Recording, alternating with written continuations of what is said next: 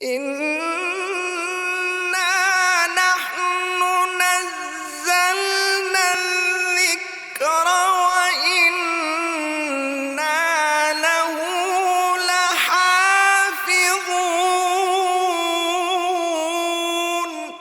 بسم اللہ الرحمن الرحیم۔ السلام علیکم ورحمۃ اللہ وبرکاتہ۔ ناظرین کرام، آپ کو ایک دفعہ پھر پروگرام بزم قرآن میں خوش آمدید کہتے ہیں، اور میں ہوں حافظ سعد الرحمن۔ ناظرین کرام، آج کا جو پروگرام ہے یہ بزم قرآن کی علمی سیریز کا حصہ ہے، اور ہمارے ساتھ آج ایک دفعہ پھر جناب قاری اختر اقبال صاحب موجود ہیں۔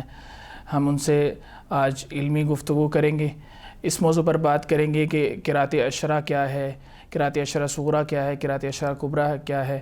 تو ہم بغیر انتظار کے قاری صاحب کی طرف چلتے ہیں۔ قاری صاحب، ایک دفعہ پھر ہم آپ کا شکریہ ادا کرتے ہیں کہ آپ نے ہمارے لیے وقت نکالا۔ قاری صاحب، سب سے پہلے تو یہ بتلائیے کہ ایک بچے نے جس نے تجوید پڑھ لی ہے، اس کے بعد اس کا اگلا سفر کیا ہونا چاہیے؟ وہ اپنے اگلے علمی سفر کا آغاز کس چیز سے کرے؟ بسم اللہ الرحمن الرحیم۔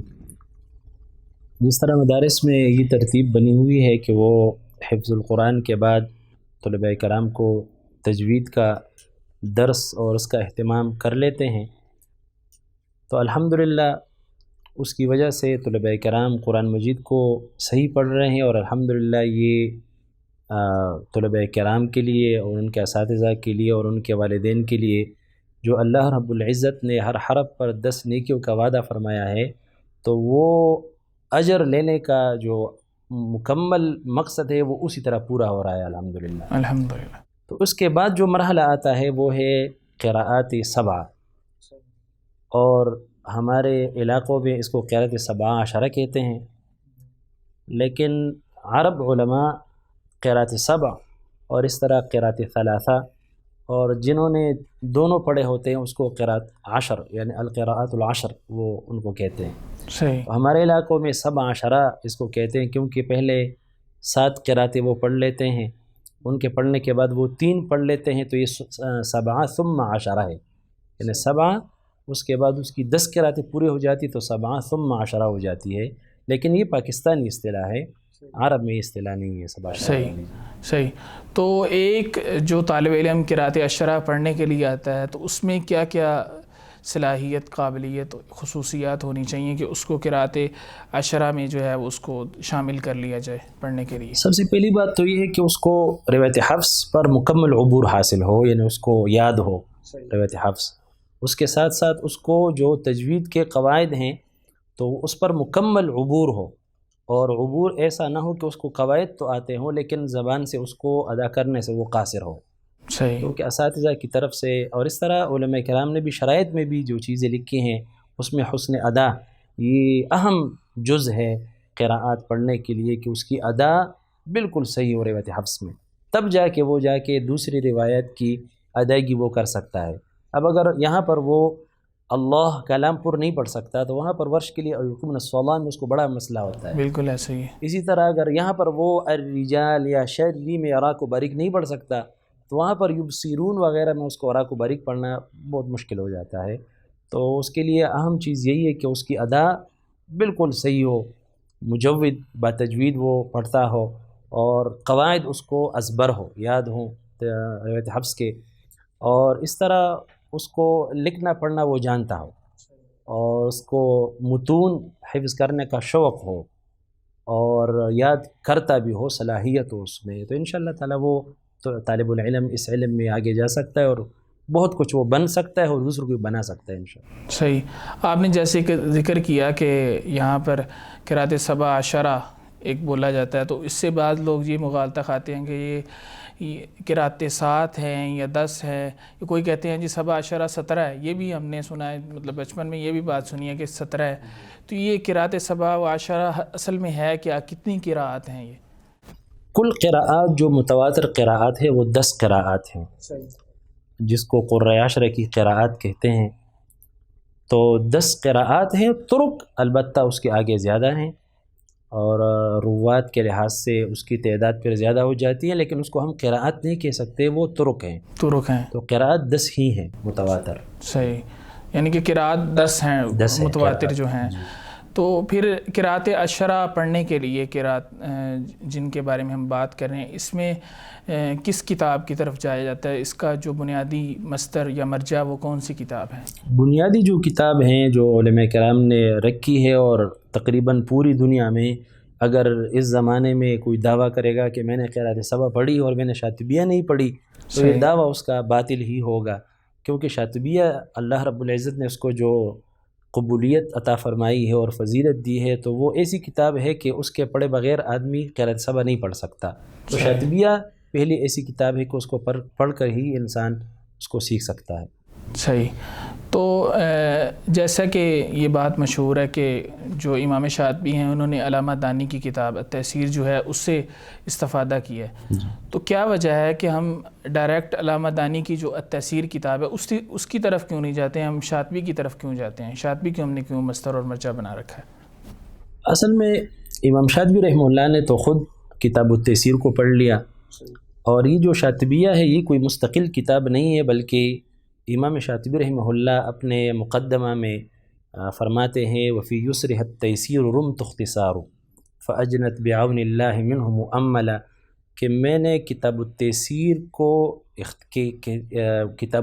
کے اختصار کا ارادہ کیا ہے، اور امام فاسی رحمہ اللہ فرماتے ہیں کہ شاطبی رحمہ اللہ نے فرمایا ہے کہ میں نے کتاب التیسیر سے پھل توڑا ہے، فاجنت بعون اللہ، تو وہ فرماتے ہیں کہ بالکل صحیح پھل جو ہوتے ہیں، جو کارآمد پھل ہیں، انہوں نے اس سے وہ توڑے ہیں۔ تو یہ ہم کتاب التیسیر کی جگہ شاطبیہ پڑھ رہے ہیں، لیکن اصل میں ہم کتاب التیسیر کی طریق ہی کو پڑھ رہے ہیں۔ البتہ یہ بات ہے کہ جو نظم یاد کرنا ہوتا ہے وہ آسان ہوتا ہے بنسبت نثر کے، تو اس وجہ سے ہمارے اداروں میں شاطبیہ پڑھائی جاتی ہے۔ صحیح، تاکہ نظم کی صورت میں یاد کرنا جو ہے وہ آسان ہو۔ تو امام شاطبی میں شاطبیہ میں کن کن چیزوں کو کیا قراءت قرۂ عشر کی صرف اصول بیان کیے ہیں، تحریرات بیان کی ہیں، کیا کیا چیزیں اس میں انہوں نے ذکر کی ہیں؟ امام شاطبی رحمہ اللہ نے دو حصوں میں تقسیم کیا ہے شاطبیہ کو۔ ایک اصول ہیں، تقریباً 444 اشعار ہے اس میں، اور باقی جو ہے وہ فرش ہیں۔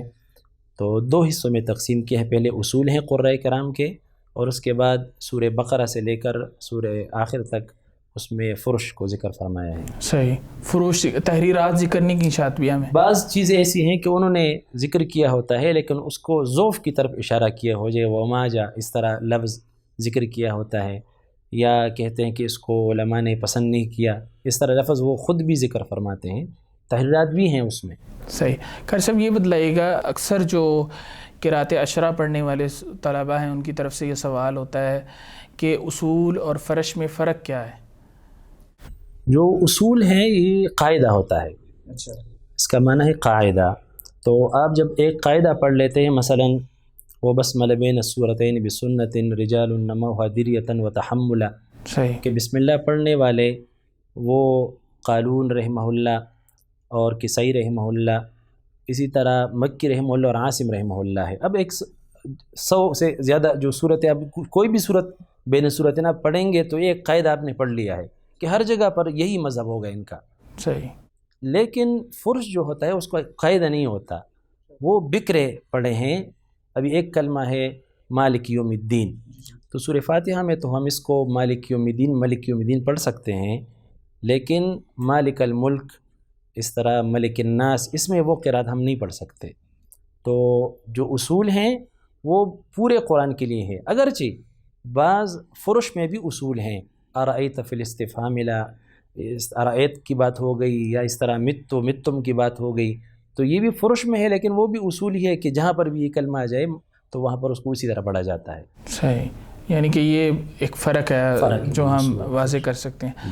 تو امام شاطبی نے شاطبیہ میں کیا آپ نے جیسے ذکر کیا کہ قرات 10 ہیں، تو کیا 10 کی 10 قرات کو ذکر کیا یا کچھ کو ذکر کیا، کچھ کو نہیں ذکر کیا؟ امام شاطبی رحمہ اللہ نے 7 قراءات کو ذکر فرمایا ہے، اور اسی کو قرات سبع ہم کہتے ہیں، اور ان کے بعد علامہ جزری رحمہ اللہ نے پھر 3 قراءات کا اضافہ فرمایا ہے، اگرچہ ان سے پہلے بھی بعض علماء نے قرات ثلاثہ میں کتابیں لکھی تھی، لیکن اللہ رب العزت نے امام جزری رحمہ اللہ کی کتاب کو وہ قبولیت سے نوازا، اور اس کے ساتھ 10 قراتیں ہو گئی۔ تو شاطبیہ میں صرف 7 قراءت۔ اس کی کیا وجہ ہے کہ علامہ شاطبی نے 7 قراءت کو ذکر کر دیا اور باقی کی 3 کو چھوڑ دیا؟ کیا تب ان کے پاس ان قراءت کا علم نہیں تھا یا کیا وجہ تھی اس کے پیچھے کہ انہوں نے 7 کو بیان کیا؟ اگرچہ وہ اگر بیان کرنا چاہتے تو 10 کی 10 بھی کر سکتے تھے، تو 3 چھوڑنے کا مقصد کیا ہے؟ جو امام شاطبی رحمہ اللہ تک یعنی جو اتصال تھا سند کے اعتبار سے، تواتر کے لحاظ سے، یا جو انہوں نے قراءات لینے کا جو معیار رکھا تھا، تو ان لحاظ سے انہوں نے 7 ہی کو ذکر کیا۔ صحیح۔ لیکن جب امام جزری رحمہ اللہ انہوں نے ذکر کرنا تھا قراءات کو، اور جب انہوں نے دیکھ لیا کہ جو چیزیں ان قراءات میں ہیں، یعنی امام نافع رحمہ اللہ کی قراءت کو امام شاطبی رحمہ اللہ نے لیا ہے اور امام ابو جعفر رحمہ اللہ کو انہوں نے چھوڑا ہے، تو امام ابو جعفر تو استاد ہے امام نافع صاحب کے، بالکل۔ تو جب آپ ابو جعفر رحمہ اللہ کو چھوڑتے ہیں تو امام نافع کو بھی پھر چھوڑنا پڑے گا، تو انہوں نے امام جعفر رحمہ اللہ کو ادھر سے لے لیا۔ اسی طرح قراءت ابی عمر وہ ہے شاطبیہ میں، تو یعقوب رحمہ اللہ وہ ان کی قراءت بھی بصری کی قراءت سے نکلتی نہیں ہے، اور اسی معیار پر ہے جس پر امام بصری رحمہ اللہ کی قراءت ہے، تو انہوں نے یعقوب کو بھی ذکر کر لیا ادھر۔ اور پھر خلف عاشر جو ہے وہ امام حمزہ رحمہ اللہ کے شاگردی ہیں، اور ان کی قراءت کوفیین کی قراءت سے نکلتی ہی نہیں ہے، تو جزری رحمہ اللہ نے وہ خلف رحمہ اللہ کو بھی ذکر کر لیا، ان سے پھر وہ 10 قراءتیں بن گئی۔ تو امام شاطبی رحمہ اللہ تک جو کام تھا، جو ان کے لحاظ سے جو انہوں نے معیار رکھا تھا، وہ 7 قراءتوں کا انہوں نے رکھا تھا۔ اور کیونکہ اس زمانے میں یہ بات بھی مشہور ہوئی تھی، ان سے پہلے امام مجاہد رحمہ اللہ نے کتاب لکھی تھی کتاب السمع، تو لوگوں کے ذہن میں یہی تھا کہ قراءات 7 ہی ہیں، اگرچہ بعد میں علماء نے 10 قراءتوں میں، 8 قراءات میں، 11 قراءتوں میں اور 50 قراءتوں میں بھی کتابیں لکھی کہ لوگوں کے ذہن سے یہ بات نکل جائے کہ قراءت 7 نہیں بلکہ اس سے زیادہ بھی ہیں۔ صحیح۔ لیکن اس زمانے تک کیونکہ مشہور یہی تھا کہ 7 قراءت ہے، تو امام شاطبی رحمہ اللہ نے تفسیر کے لحاظ سے وہی ذکر کیے۔ صحیح۔ ان 2 کتابوں آپ نے جیسے ذکر کیا الشاطبیہ اور الدرۃ المضیہ، ان کی مقبولیت کی وجہ کیا ہے، جبکہ اس کے ساتھ اور بھی کئی ایسے علماء موجود ہیں جنہوں نے بہت عمدہ کتابیں لکھی ہیں، اسی زمانے کی ہیں یا اس سے پہلے کی ہیں، ان کی کتابوں کو وہ مقبولیت حاصل نہیں ہوئی ہے جو علامہ شاطبی کی اور علامہ جزری کی کتابوں کو حاصل ہوئی ہے؟ امام شاطبی رحمہ اللہ کے شاگرد ہیں علامہ سخاوی رحمہ اللہ، انہوں نے اپنے شرح میں فتح الوسید میں یہ بات لکھی ہے کہ میرے استاد یعنی امام شاطبی رحمہ اللہ نے مجھے کہا کہ اس کتاب کو میں نے اللہ رب العزت کے لیے نظم کیا ہے۔ اچھا۔ تو یہی جو بات ہے کہ اللہ رب العزت نے اس کو قبولیت عطا فرمائی ہے۔ اور ایک بات ایک شرح نے لکھی ہے کہ امام شاطبی رحمہ اللہ نے جب اس کتاب کو لکھا شاطبیہ کو، تو انہوں نے ایک شیشے میں بند کر کے اس کو سمندر میں پھینک دیا کتاب کو، اور آ کر یہ دعا کی کہ اے اللہ، اگر یہ کتاب آپ کی رضا کے لیے میں نے لکھی ہے تو اس کو مجھے واپس کر دیجیے، اور اگر اس میں آپ کی رضا نہ ہو تو مجھے ضرورت نہیں ہے اس کتاب کی۔ تو یہ جو میں بات کر رہا ہوں یہ جلال الدین سیوطی رحمہ اللہ کی شرح چھپی ہے مصر سے، اور اس کی تحقیق کی ہے سید فرغلی العرباوی حفظہ اللہ تعالیٰ نے، اس نے یہ بات لکھی ہے۔ تو امام شاطبی رحمہ اللہ نے شاطبیہ کو شیشے میں بند کر کے پھینک دیا۔ اب ایک آدمی جو مچھلی پکڑ رہا تھا، اس نے جب جال پھینکا تو جال میں ظاہر بات ہے مچھلیوں کے ساتھ وہ شیشہ بھی آ گیا۔ تو انہوں نے جب اس کو کھول کے دیکھا تو اس میں قراءت کے کچھ الفاظ لکھے تھے، تو انہوں نے کہا کہ قراءت کو سمجھنے والا سب سے زیادہ امام شاطبی رحمہ اللہ ہے، تو ان کے پاس لے گیا اس کو کہ یہ میں نے اس کو سمندر میں مجھے ملی ہے یہ چیز، تو آپ اس کو دیکھ لیں شاید آپ کے کام آ جائے۔ تو امام شاطبی رحمہ اللہ وہ تو نابینا تھے، وہ تو نہیں دیکھ رہے تھے کہ یہ کیا چیز ہے، تو ایک طالب العلم کو کہا کہ آپ پڑھیں اس میں کیا ہے۔ اچھا۔ تو فرماتے ہیں کہ جب طالب العلم نے اس کو کھولا اور اس کو پڑھنا شروع کیا، بسم اللہ الرحمن الرحیم، بدأت ببسم اللہ فی النظم اولا تبارک رحمن الرحیم وموئلا، تو امام شاطبی رحمہ اللہ رونے لگے۔ تو یہی ایک وجہ تھی کہ انہوں نے کتاب لکھ کر سمندر میں پھینک دی۔ تو آج کل تو یہ چیز کوئی کتاب لکھ کر سمندر میں پھینک دے تو مشکل چیز ہے، تو وہی اخلاص تھی، اس وجہ سے اللہ رب العزت نے اس کو قبولیت سے، اور بھی بہت وجوہ ہوں گی شاید ہمارے ذہن میں نہ ہو، لیکن اللہ رب العزت نے جو اخلاص تھی اس میں اللہ، اور بعض چیزیں ایسی ہیں کہ بعض علماء نے تو اس کا انکار کیا ہے، لیکن قسطلانی رحمہ اللہ نے اور بڑے بڑے علماء کرام نے لکھا ہے کہ امام شاطبی رحمہ اللہ ہر طواف میں جب وہ کرتے تھے تو ہر میں اس دعا کرتے تھے کہ اے اللہ اس کتاب کو پڑھنے والے کو نفع عطا فرما، اور دعائیں کی ہیں اس کے لیے، شاطبیہ کے لیے، اس کو پڑھنے والوں کے لیے، تو اللہ رب العزت نے اس کو قبول کیا ہے۔ صحیح۔ اچھا شیخ محترم، یہ بتائیے کہ جو لوگ قرأت عشرہ پڑھتے ہیں ان کے لیے شاطبیہ اور درہ کے علاوہ اور کون سی کتابیں ہیں جو ان کو پڑھنی چاہیے، جو نصاب میں شامل ہونی چاہیے؟ قرأت کے ساتھ انسان کو علم الرسم سے، جو قرآن مجید کی حضرت عثمان رضی اللہ تعالیٰ کے زمانے میں صحابہ کے اجماع سے جو قرآن مجید کو لکھا گیا تھا اس کا علم، اور اسی طرح علم الفواصل کہ کہاں پر آیت پوری ہوتی ہے اور کہاں پر کس امام کے لیے آیت ہے، کیونکہ اجراء میں اس کا جاننا اس لیے ضروری ہوتا ہے کہ کہیں پر ان کے لیے جب آیت بنتی ہے تو مذہب الگ ہو جاتا ہے۔ صحیح۔ یعنی مثلا رأس آیت پر امام بصری کے لیے اور ورش کے لیے فقط تقلیل ہے، لیکن اگر وہ آیت نہیں ہے تو پھر ورش کے لیے وہاں پر 2 وجہ ہوتی ہیں، تو یہ اور بصری کے لیے بھی پھر تقلیل ہوگی فولا فعلا کے وزن کی۔ لیکن اگر ایک جگہ ہے موسیٰ، غالباً سورہ طٰہٰ میں ہے کہ اگر ہم یہاں پر آیت مانتے ہیں تو الگ مسئلہ بنتا ہے، اور اگر آیت نہیں مانتے تو الگ مسئلہ بنتا ہے، تو علم الفواصل ضروری ہے، اور اس کے ساتھ علم الضبط، جو ضبط کلمات یعنی حرکات اور شد اور مد کے جتنے اصطلاحات ہیں اور اس کے قواعد ہیں اس کا جاننا ضروری ہوتا ہے اس کے لیے۔ تو اس کا شاطبیہ میں تو چونکہ اشعار ہیں تو اس کا قرآن مجید کے ساتھ تعلق کیسے بنایا جاتا ہے، اس پہ امپلیمنٹیشن کرنے کا کیا طریقہ ہوتا ہے؟ تو اس کے لیے جو پرانے زمانے سے ترتیب وہی آ رہی ہے، ایک روایتی سند ہوتی ہے، ایک تلاوتی سند ہوتی ہے۔ تو پرانے زمانے میں علماء کرام ایک عالم سے کتاب پڑھ لیتے تھے اور اس کے ساتھ اس کی تطبیق کر لیتے تھے، یعنی اس کے جو قواعد تھے اس کو قرآن مجید میں استعمال کر لیتے تھے، اسی کا نام اجراء ہے۔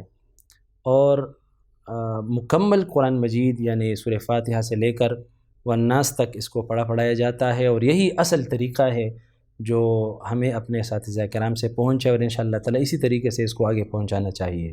تو قاری صاحب، اجراء کرتے ہوئے کیا شاطبیہ اور درہ یہ جو 2 کتابیں ہیں یہ ایک طالب علم کے لیے کافی ہیں کہ وہ ان کو پڑھ کر اجراء کر سکتا ہے مکمل قرآن مجید کا؟ پرانے زمانے میں علماء کرام ان 2 کتابوں کو سامنے رکھ کر ہی اجراء کرتے تھے، لیکن جس طرح زمانہ تبدیل ہوتا جاتا ہے اور ہمت ایک ہو جاتی ہے، جو ہمتیں ہیں، تو پھر غیث النفع ایک کتاب لکھی گئی صفا قصی رحمہ اللہ کی، تو اسی سے وہ تطبیق اجراء کے لیے استعمال کر لیتے تھے۔ لیکن بعد میں شیخ عبد الفتاح القاضی رحمہ اللہ تعالی انہوں نے البدور الظاہرہ کے نام سے کتاب لکھی ہے، اور وہ شاطبیہ اور درہ اگر کسی کے پاس نہ بھی ہو اور انہوں نے نہ بھی پڑھے ہوں تو اس کتاب کو دیکھ کر وہ اجراء کر سکتا ہے اور اس میں ماہر بھی بن سکتا ہے۔ صحیح۔ تو اگر قرأت عشرہ کسی بندے نے پڑھنی ہو، اگر وہ اصول کے مطابق اس کی تطبیق کر لیتا ہے قرآن مجید، مطلب اس کا اجراء کر سکتا ہے، تو کیا اس کے لیے پورا قرآن پڑھنا اس کو چاہیے، یا وہ چند صورتیں اپنے استاد سے پڑھ لے، سورہ بقرہ پڑھ لے یا کچھ حصہ قرآن کا پڑھ لے، اتنا کافی ہے؟ اس میں علماء کرام کے 2 رائے ہیں۔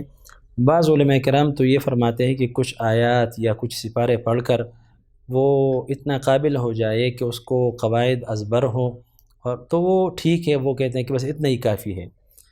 لیکن میں اس کو اپنی ذاتی رائے بھی کہہ سکتا ہوں، اور بعض علماء کرام کا قول ہے، جس طرح ہم 5 پارے پڑھنے والے کو 10 پارے پڑھنے والے کو حافظ نہیں کہہ سکتے، تو اس طرح مکمل قرآن مجید یہ بھی روایت حفص ہی کی طرح ہیں۔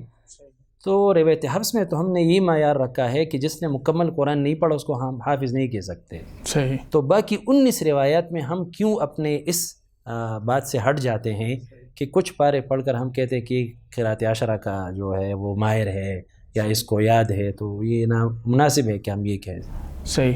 تو کیا کوئی استاذ کے لیے آپ کیا سمجھتے ہیں، جائز ہے کہ وہ کچھ قرآن کا حصہ پڑھا اگر اس کو اپنی سند یا اجازہ دے دے؟ بہتر تو یہی ہے کہ وہ مکمل قرآن مجید سنے، لیکن اگر طالب العلم نے کسی ایک اور استاد سے مکمل قرآن مجید پڑھا ہو تو وہ کچھ سن کر وہ پھر اجازت دے سکتے ہیں. صحیح. لیکن اگر اس نے کسی استاد سے پڑھا نہیں ہے اور کچھ ایک پارہ دو پارہ پڑھ کر دیتا تو یہ اچھی بات نہیں ہے پھر. صحیح. قاری صاحب جیسے آپ نے شاطبیہ میں ہم نے ضمن میں بات کی کہ ایک اس کے اصول ہیں، تحریرات ہیں، فروش ہیں، تو یہ تحریرات کیا چیز ہے؟ اس کے بارے میں ذرا وضاحت فرما دیں تاکہ طلباء کے سامنے یہ بات واضح ہو سکے. امام شاطبی رحمہ اللہ نے اپنی کتاب میں قراءات ذکر فرمائی ہیں. اسی طرح علامہ جزری رحمہ اللہ نے اپنے الدرۃ المضیہ میں قراءات ذکر فرمائے ہیں.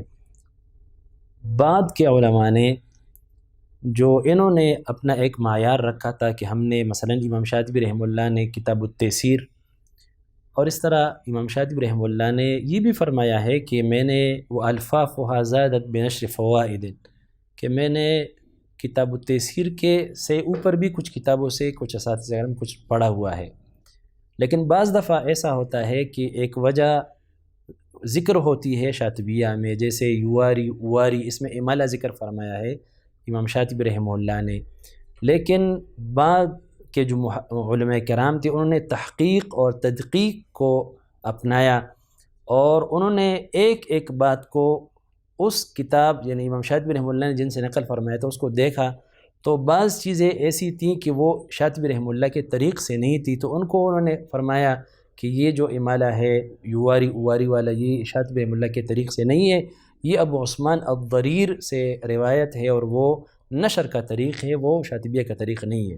تو تحریرات اس کو ہم اس معنی میں لے سکتے ہیں کہ امام شاطبی رحمہ اللہ نے جو قراءات ذکر فرمائے ہیں اور وہ اس کے طرق سے نہیں ہیں، یا تحریرات اس معنی بھی ہے کہ جو بات شاطبیہ میں مجمل ہو تو اس کو تحریرات والوں نے مفصل ذکر کیا ہوتا ہے، اور قیود جہاں پر نہ ہو تو وہاں تحریرات والوں نے قیود رکھے ہوتے ہیں کہ یہ کلمہ شاطبی رحمہ اللہ نے مطلق ذکر کیا ہے لیکن یہ فلاں جگہ پر ہے، مقید ہے، یعنی ہر جگہ ایسا نہیں ہے.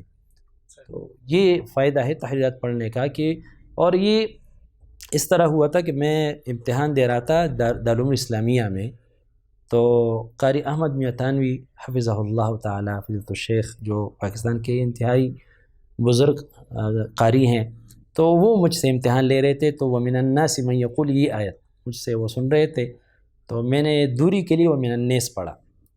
تو انہوں نے کہا کہ آپ نے وَمِنَ النَّاسِ یہ تو ہے کہ وَفِي النَّاسِ فِي الْجَرِّ حُصِّلَ کہ بصری کے لیے امالہ ہے، تو آپ نے دوری کے لیے کیوں پڑھا؟ مجھے پتہ نہیں تھا. تو میں نے ویسے ہی کہا کہ اس کے دو راوی ہے، دوری پہلا ہے سوسی دوسرا ہے، تو پہلے کے لیے امالہ پڑھیں گے دوسری کے. تو انہوں نے کہا کہ نہیں یہ تحریرات کا مسئلہ ہے. تو وہاں پر میرے ذہن میں ایک بات آئی کہ یہ تحریرات کوئی چیز ہے جو پڑھنے والی ہے. تو بعد میں قاری صاحب کے پاس آ کر پھر تحریرات الحمدللہ پڑھی بھی اور انہوں نے پھر بتایا کہ یہ چیز ہے تحریرات.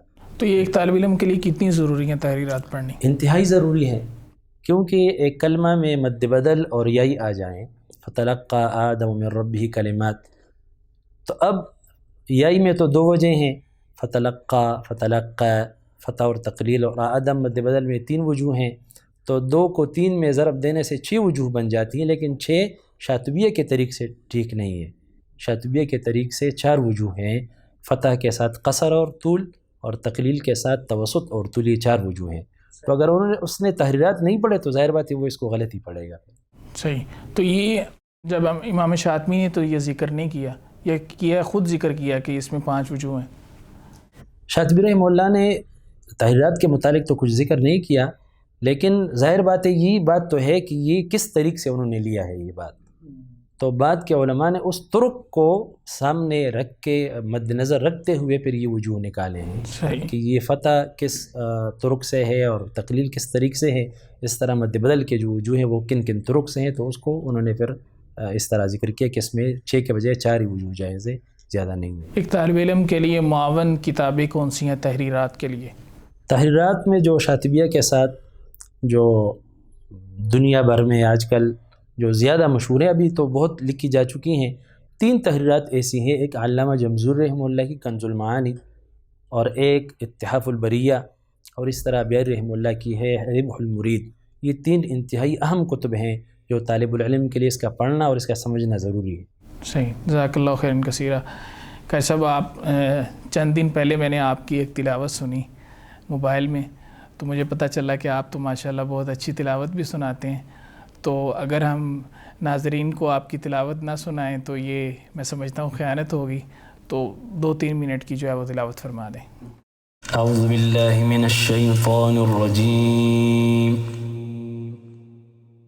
बिस्मिल्लाहिर रहमानिर रहीम,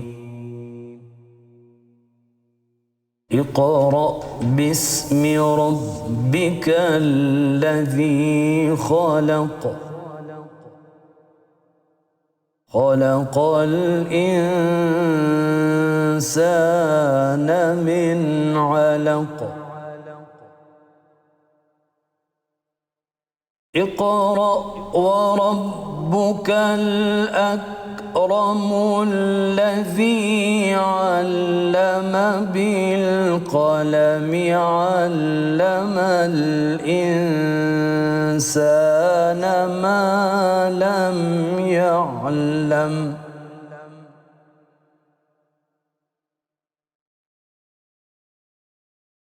बिस्मिल्लाहिर रहमानिर रहीम,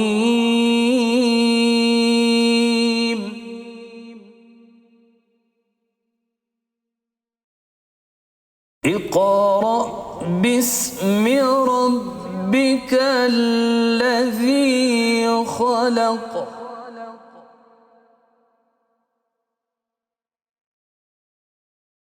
ख़लक़ल इंसान मिन अलक़, इक़रा वरब्बुकल अकरम लज़ी अल्लम बिल क़लम अल्लमल इंसान मा लम यअलम,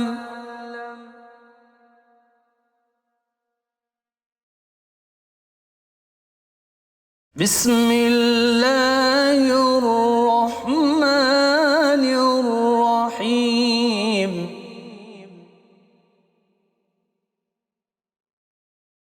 इक़रा बिस्मि रब्बिकल लज़ी ख़लक़,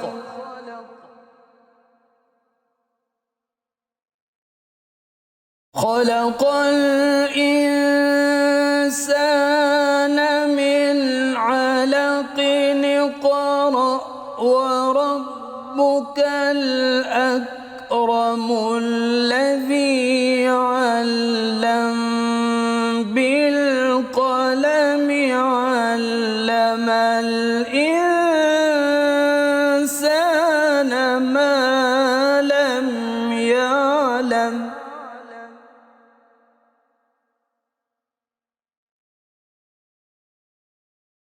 बिस्मिल्लाहिर रहमानिर रहीम, इक़रा बिस्मि रब्बिकल लज़ी ख़लक़,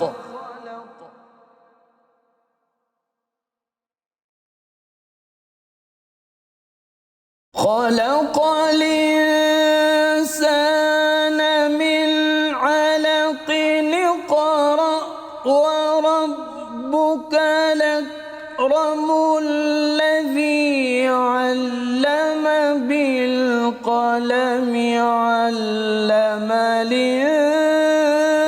इंसान मा लम यअलम, सदक़ल्लाहुल अज़ीम। जी, तो नादरीन, आपने समाअत फरमाया कि क़ारी साहब माशाअल्लाह कैसे हमारे दिलों को कुरान मजीद के नूर से मुनव्वर कर रहे थे।